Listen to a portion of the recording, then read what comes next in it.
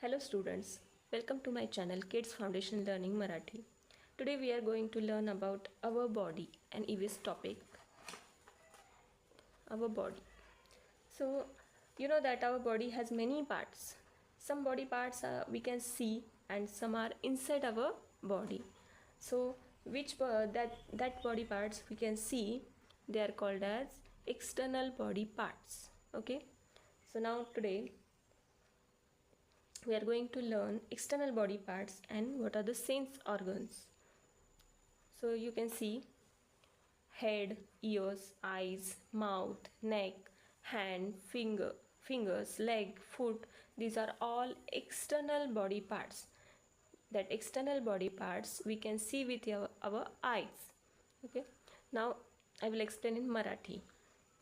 तर आपण आपल्या बॉडीबद्दल आज शिकणार आहोत. तर काय आहे, आपली बॉडी दोन पार्ट्सने बनलेली असते. एक्सटर्नल बॉडी पार्ट्स म्हणजे जे की बाहेर असतात, outside the body, and inside म्हणजेच आतील जे बॉडी पार्ट्स आहेत त्यांना इंटरनल बॉडी पार्ट्स असं म्हणतात. तर आपण आज एक्सटर्नल बॉडी पार्ट्स काय आहे हे पाहिले आणि what are the sense organs and their functions. So there are 5 sense organs. How many sense organs are there? 5. Eyes, ears, nose, tongue and skin. These are all 5 sense organs. And what are their functions? Eyes we can see with eyes. Eyes मुळे म्हणजेच डोळ्यांमुळे आपण पाहू शकतो. Ears help us to hear. कानांमुळे आपण ऐकू शकतो. Nose help us to smell. नोजमुळे किंवा नाकामुळे आपण श्वास घेऊ शकतो आणि वाससुद्धा घेऊ शकतो.